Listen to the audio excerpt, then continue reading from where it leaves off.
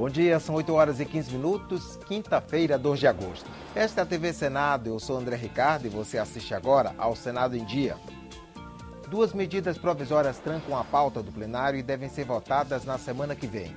Comissão mista sobre MP do Código Florestal agora precisa analisar as emendas ao texto principal. CPI do Cachoeira retoma depoimentos na próxima semana e a audiência vai debater o tema da telefonia móvel no país. Agora, no Senado em Dia.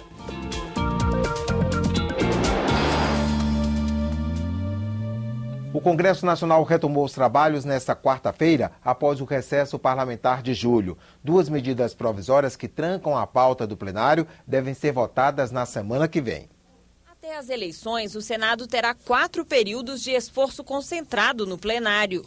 As votações serão de 7 a 9 de agosto, de 28 a 30 de agosto, de 11 a 13 de setembro e de 16 a 18 de outubro. Após o segundo turno das eleições, em 28 de outubro, a expectativa é que a atividade legislativa volte ao normal. Na semana que vem, o líder do governo espera votar 2 medidas provisórias. As MPs 563 e 564 fazem parte do Plano Brasil Maior de Estímulo à Indústria e foram editadas para combater os efeitos da crise econômica internacional no país. Se votarmos essas 2 MPs e não vier uma nova MP da Câmara para trancar a pauta, nós teremos, portanto, a oportunidade de votar outros temas que já estão na pauta publicada do Senado, como PECs, como projetos de leis que estão em tramitação, alguns deles, inclusive, com o primeiro turno de votação já realizado, como a PEC que trata dos jornalistas, por exemplo. Nas outras semanas, nossa decisão foi realmente não fazer sessões não deliberativas para que os senadores possam participar das campanhas municipais que estão se realizando nos seus estados. O presidente do Senado também falou sobre a CPI do Cachoeira. Disse que o ano eleitoral e o julgamento do mensalão não vão afetar as investigações. Vai seguir o seu trabalho normal. A parte principal e mais visível, ela já realizou. De maneira que agora ela vai apenas no desdobramento e eu acho que esse período ela pode fazer perfeitamente, não tendo o funcionamento em data de eleição. Sarney também espera que o julgamento do mensalão no Supremo Tribunal Federal seja justo e isento. Nesta quinta-feira, o STF começa a julgar os 38 suspeitos de envolvimento no esquema de compra de votos de parlamentares revelado em 2005, durante o governo Lula. Esse é o problema da justiça e que toda a nação está esperando é que seja um julgamento isento, um julgamento justo, um julgamento que ele atenda a essas expectativas nacionais, mas ao mesmo tempo que ele seja feito sem pressão e sem emoção. O julgamento do mensalão também foi discutido ontem no plenário do Senado. Veja o que disseram os senadores. A senadora Ana Amélia ressaltou a importância do julgamento que começa amanhã. O mensalão é a chance que os brasileiros têm de retomar o respeito pelas instituições públicas. O judiciário cumprindo o seu papel. Julgará quem usou os cofres públicos em benefício próprio. O mínimo que a opinião pública e a sociedade esperam é um julgamento justo e com consequências. O senador Pedro Tax pediu ao ministro do Supremo Tribunal Federal, José Antônio Dias Toffoli, que se declare suspeito de participar do julgamento. Toffoli foi advogado do PT, assessor jurídico da Casa Civil sob o comando do então ministro José Dirceu e mantém relacionamento com uma advogada que trabalhou na defesa de acusados do mensalão. Os compromissos assumidos pelo ministro Dias Toffoli em sua carreira pregressa, bem como as circunstâncias específicas do julgamento da ação penal do mensalão, mostram data vênia, para usar um juridiquês, data vênia, com todo respeito, com toda licença, mostram que ele não reúne condições mínimas para julgar com isenção. O senador Rodrigo Hollenberg elogiou a homenagem do Comitê Olímpico Internacional à ex-senadora e ex-ministra Marina Silva. Ela fez parte do grupo que carregou a bandeira com os anéis olímpicos durante a abertura dos Jogos de Londres. Faço esse registro e manifesto a minha alegria, a minha satisfação, pelo que representa a história de vida da senadora Marina Silva e pela importância da causa que ela abraçou e que cada vez mais se torna importante, diria até fundamental, não apenas em âmbito interno, mas reconhecida internacionalmente. O senador Aloysio Nunes Ferreira criticou a declaração do ministro do Esporte, Aldo Rebelo, diante da presença de Marina Silva nas Olimpíadas. O ministro reclamou que o governo brasileiro não foi informado da participação dela no evento. Fiquei chocado ao tomar conhecimento das declarações do ex-ministro Aldo Rebelo, quando estranha o fato da ministra Marina Silva ter participado da cerimônia de abertura das Olimpíadas.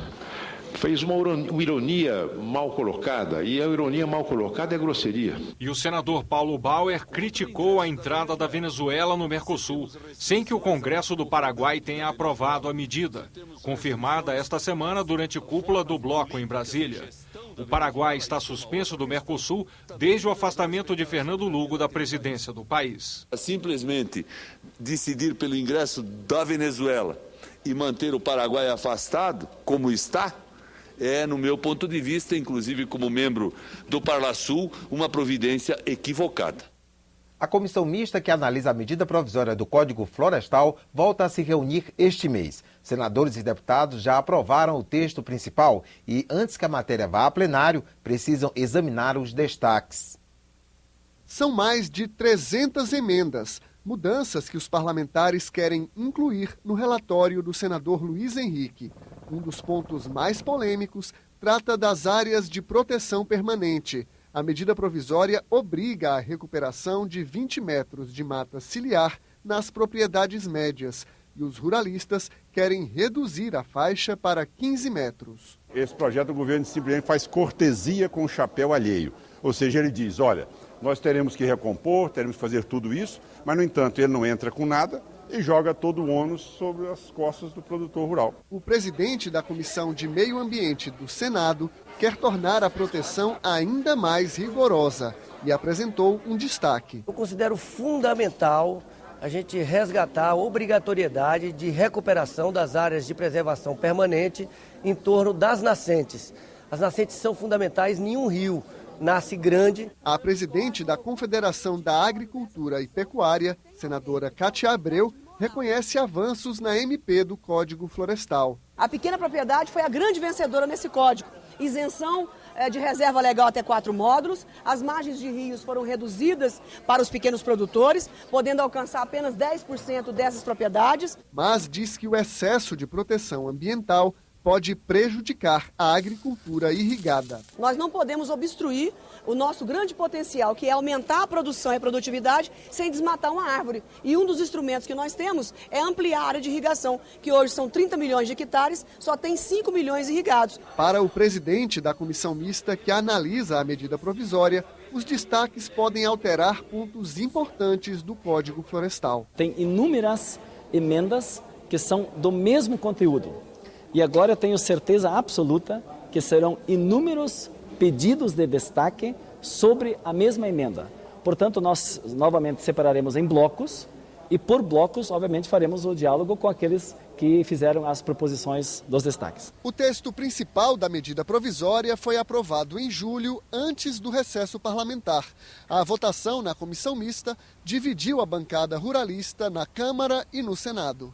A bancada do Senado fez um acordo com o governo e nós da Câmara não aceitamos esse tipo de acordo. Eles gostariam que essa matéria com relação à margem de rios fosse decidida nos estados, mas neste momento não foi possível avançar nessa direção. A medida provisória perde a validade em outubro e ainda precisa passar pelos plenários da Câmara e do Senado. Esse é um jogo preliminar. O jogo principal vai ser exatamente no plenário da Câmara dos Deputados. Agora vão vir as propostas mais absurdas contra o meio ambiente e contra esse bom senso que nós tivemos aqui. O clima de disputa preocupa o relator da medida provisória. Não creio que o confronto seja o melhor caminho.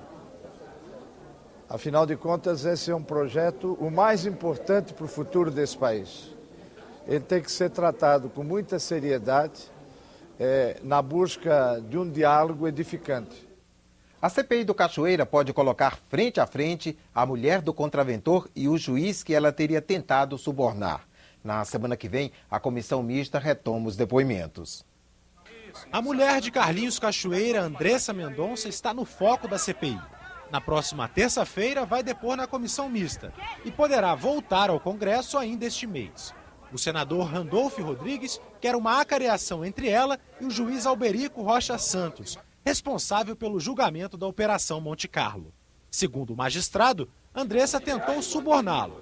Para não ser presa, ela pagou fiança de R$100 mil e está proibida de ter contato com o marido. Temos informações que dão conta que a senhora Andressa assumiu a condução dos negócios criminosos do senhor Carlos Cachoeira. Ela vem à CPI na condição de investigada. Não pode ter outra condição para a senhora Andressa senão essa. Ela não é testemunha na CPI. Além de Andressa, na semana que vem a CPI vai ouvir outras 3 pessoas. Entre elas, a ex-mulher de Cachoeira, Andréa Prígio. Ela recorreu ao Supremo Tribunal Federal para ter garantido o direito de ficar em silêncio, como já fizeram outros convocados. Eu tenho expectativa em relação a documentos, análise de documentos, que é o melhor papel que nós podemos desenvolver. O testemunho, o depoimento, o cidadão tem o direito constitucional de ficar em silêncio, isso está na Constituição, tem que ser respeitado. No Judiciário, os processos contra Cachoeira também estão na fase de depoimentos. Nesta quarta-feira, ele foi levado ao Tribunal de Justiça do Distrito Federal. Lá responde por tentativa de fraude na licitação do sistema de bilhetagem eletrônica dos ônibus de Brasília. Na audiência, apenas testemunhas falaram. O contraventor será ouvido no fim do mês.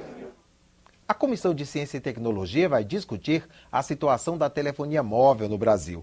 O requerimento de audiência pública foi aprovado ontem. A Anatel, no mês passado, suspendeu a venda de novas linhas das 3 maiores operadoras do país. O Brasil tem mais de 240 milhões de aparelhos celulares. As vendas cresceram quase 20% no último ano, mas a qualidade... A telefonia móvel no nosso país, e aí, independentemente de qual operadora, é campeã em reclamações por parte do consumidor, por parte do usuário, em relação à qualidade e também em relação ao custo deste serviço. Em julho, a Anatel resolveu agir. Proibiu a venda de novas linhas pelas operadoras com os piores índices de qualidade em cada estado. As empresas devem apresentar planos de investimentos para o setor. É a expectativa da gente corrigir um dos pontos centrais, ou seja, essa é uma área hoje que se comporta como uma das melhores áreas de infraestrutura. Nós estamos falando de um setor que arrecada 150 bilhões, que movimenta 150 bilhões ano. Isso é mais até do que todo o investimento que nós temos no orçamento da União para 2012. É importante que a gente debata para que essa qualidade possa verdadeiramente permitir acesso a todos e a expansão do serviço no Brasil. A audiência da Comissão de Ciência e Tecnologia será na próxima quarta-feira, em conjunto com a Comissão de Defesa do Consumidor. Os senadores vão ouvir o ministro das Comunicações, Paulo Bernardo, e representantes do Ministério da Justiça, da Anatel e das operadoras de telefonia móvel. E nós temos aí um viés tecnológico, e aí a importância disso ser debatido no âmbito da Comissão de Ciência e Tecnologia, e temos o viés da defesa do consumidor. Os consumidores que têm pago, e muitas vezes pagando caro, estão pagando caro por um serviço que não tem a qualidade adequada. E, portanto, nada mais justo do que fazer uma audiência pública conjunta no âmbito da ciência e tecnologia e da defesa do consumidor. O Senado em Dia termina aqui. No decorrer da manhã, você acompanha outras informações nos boletins do Senado Agora. Enquanto isso, continue assistindo a nossa programação.